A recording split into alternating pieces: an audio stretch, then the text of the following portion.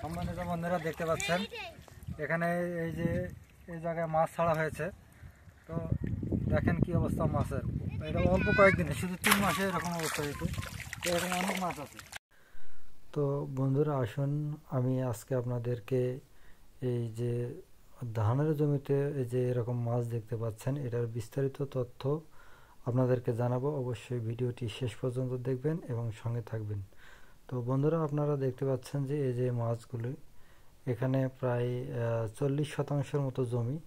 তো এই জমিতে যে মাছ ছাড়া হয়েছে এটা মূলত বয়স হচ্ছে 3 থেকে 3.5 মাসের মতো হবে।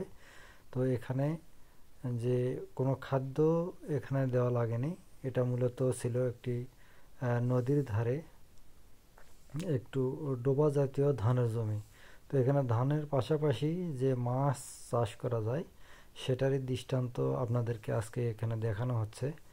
তো এখানে যে মাছ ছাড়া হয়েছে সেটা ভ্যারাইটিস কোয়ালিটি, অর্থাৎ সব ধরনের যে পুকুরে চাষ করা হয় সে মাছগুলি এখানে ছাড়া হয়েছে। এটা মূলত প্রায় 3.5 মাসের মতন বয়স হচ্ছে। তো এখানে যেটা লক্ষ্য করা গেছে যে খাদ্য ছাড়াই জমিতে বিভিন্ন ধরনের পোকামাকড় খেয়ে এরকম অল্প দিনে আপনার যে মাছগুলান দেখা যায় যে 6 থেকে 8 মাস সময় লাগে, সে মাছগুলি 3 থেকে মানে 3.5 মাসে বা 4 মাসেই আপনার পর্যাপ্ত পরিমাণে গ্রোথ আসছে।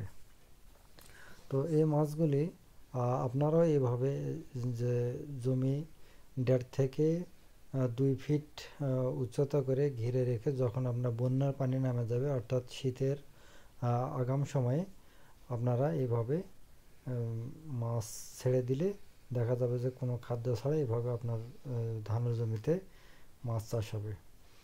তো বন্ধুরা ভিডিওটি কেমন লাগলো অবশ্যই জানাবেন এবং আপনারাও এইভাবে ধানের পাশাপাশি মাছ চাষ করতে পারবেন, যেখানে আপনার কোনো খরচ ছাড়াই আপনার মাছের বাম্পার একদম, যেটা বলা যায় যে খুব ভালো। মানে এখানে মোটামুটি দেখা যায় যে 3 বছরে এই জমিটা লিজ নেওয়া ছিল।